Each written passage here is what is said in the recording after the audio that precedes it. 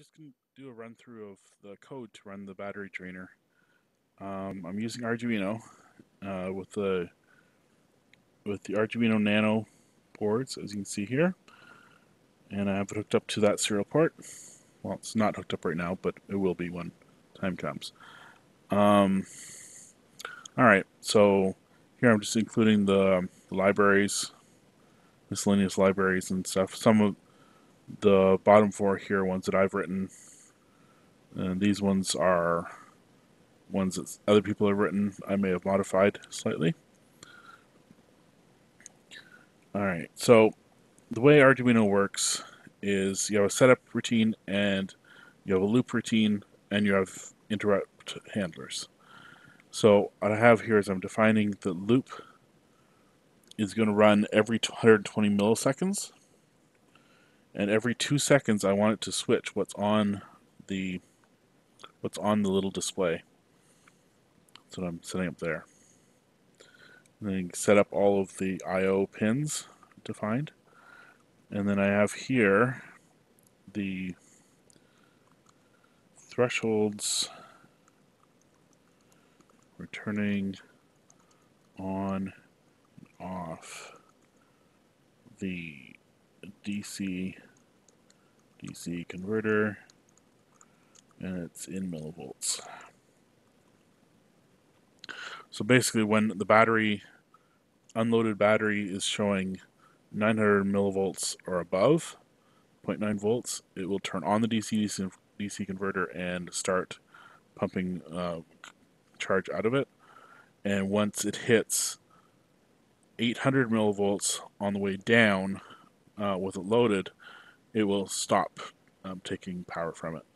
So there is a possibility that it'll cycle a little bit when you turn off the DC converter. The unloaded might go back above 900. We'll have to see that when the time comes. So more setup here, declaring both of the interrupt handlers that I have. One is a pulse every so many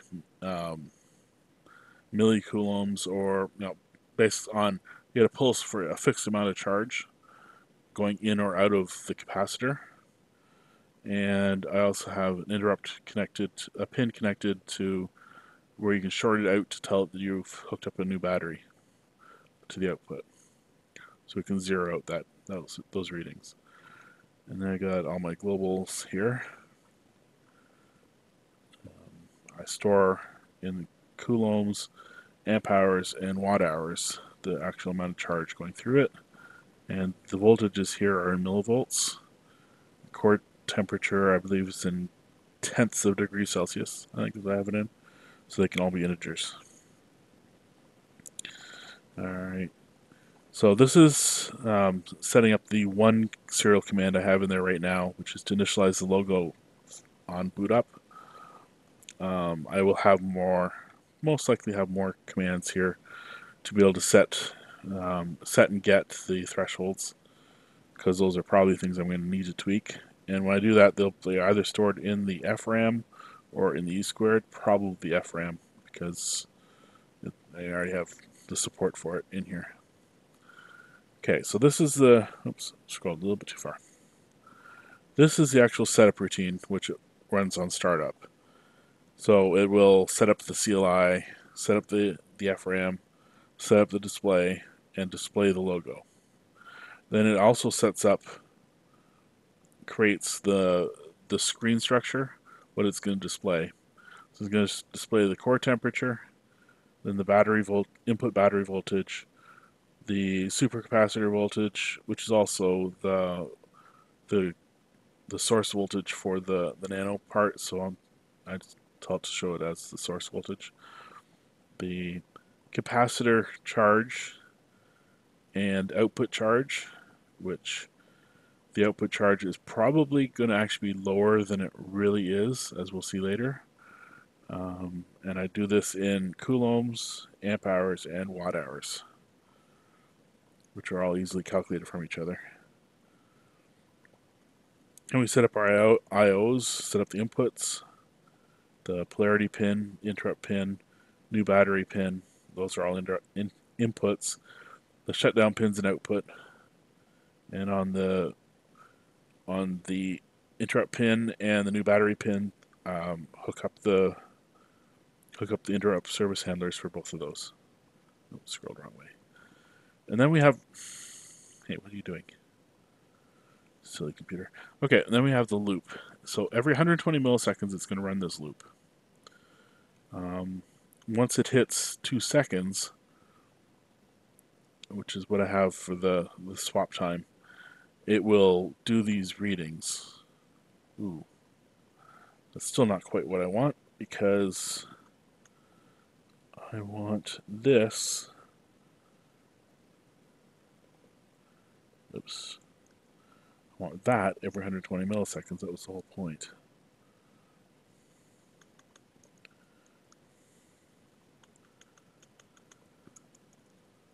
There we go. So I want to be able to read the VCC every 120 milliseconds, because we're going to be multiplying out in the interrupt handler, and I want that to be as accurate as I can get it.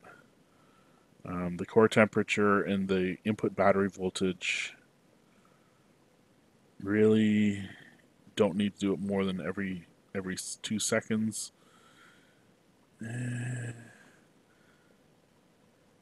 Actually, I think I'm going to move the whole battery voltage part out as well. Have this happen every 120 milliseconds as well. Okay. All right. So, all right, the new loop. Now that I've changed it, every 120 milliseconds, it'll read the supercap voltage and the battery input battery voltage. And if it's currently set to be shut down, and the battery voltage is above the threshold voltage, it will turn on. The shutdown pin will be driven high, which tells it to turn on the DC-DC converter. It's an active low pin. Otherwise, if we're running currently and the battery voltage has fallen below the threshold, the other threshold, it will shut it off, tell it to shut down. At which point the battery is disconnected from the supercap completely by the DC-DC converter part I have on there. Otherwise, okay, so every 2 seconds now, it's going to read the core temperature, which is fine. Don't have to do that very often. And then it switches which screen that we defined is being shown. Now, granted, I could probably take the core temperature one and tell it to only read it when it's about to display it, but meh, whatever. So every 2 seconds, it'll switch what's on the display. And every 120 milliseconds, it'll also handle any CLI input, so anything you type in over the serial port. And then it'll go to sleep for the 120 milliseconds until the next time comes around.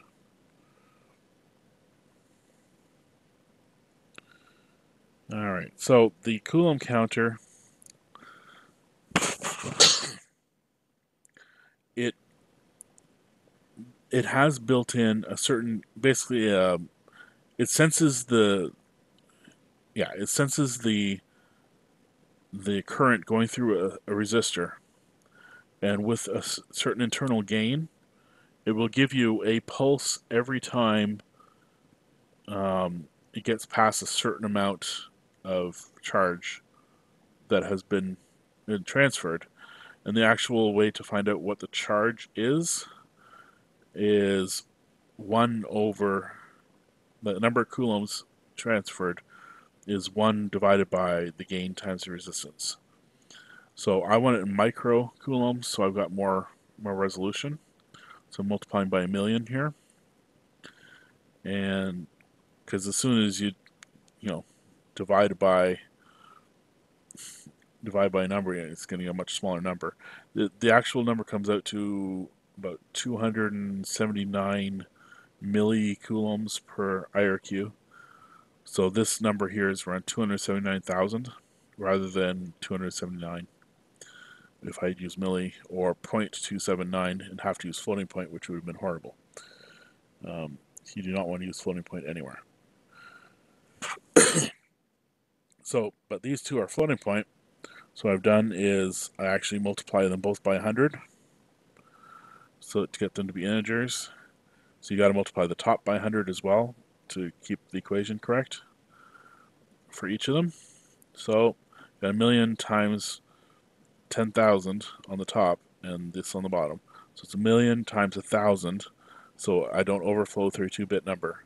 Then I do the division and get a little bit of rounding error, and then multiply by 10. It turns out in this particular case, the actual number that it gets is the same whether I do it this way or like the logical number it gets ends with a 0 anyways. It's actually multiple of 10. So there is no actual inaccuracy because I split it up in that way. It's 279,160 or something like that.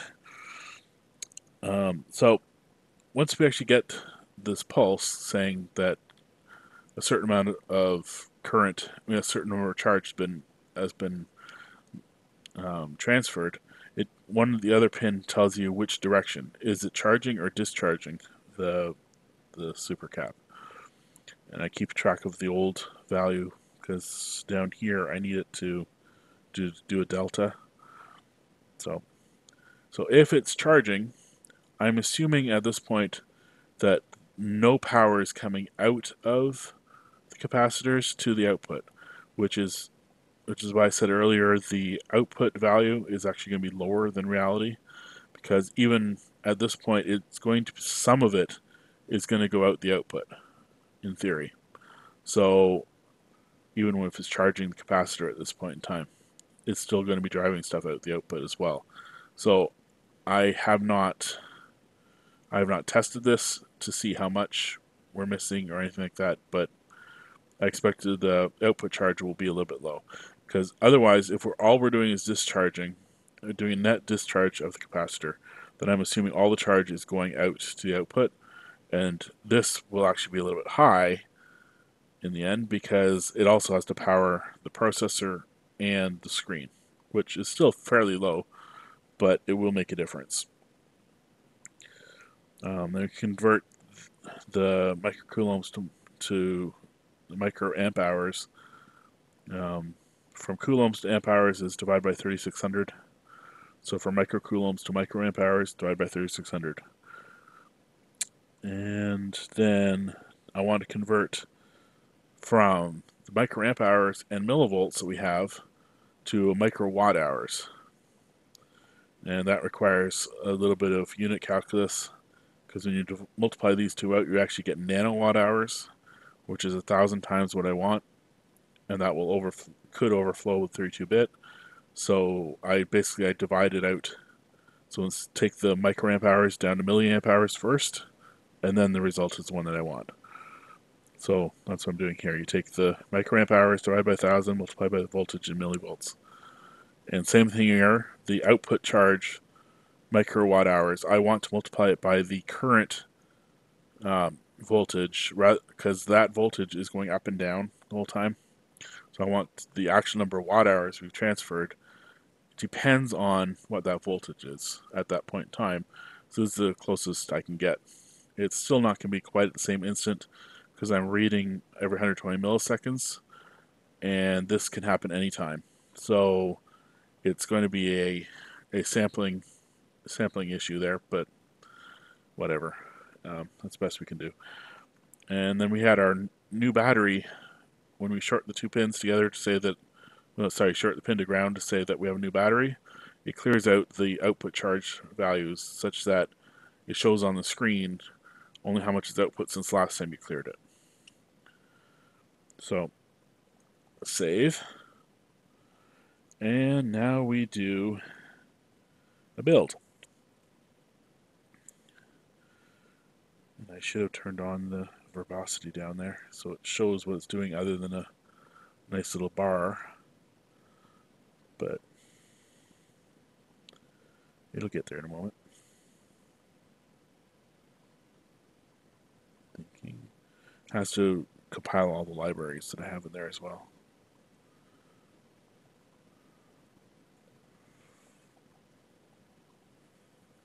Come on. You can do it. There we go. So it's using 64% of the program space, which is fairly high, but I guess I could trim it down later if I need to. And it's using 42% of the memory, which is good. If I hadn't put the FRAM on there, this would be using pretty much all of the memory just for the screen. So that's why I put the FRAM on the board. So at this point, I should go and actually check this code changes in.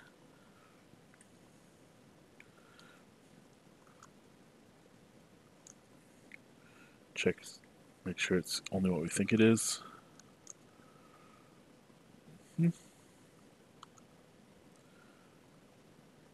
All right. This white space error will automatically get cleaned up by Git when I do this. And we move voltage readings to every 120 milliseconds.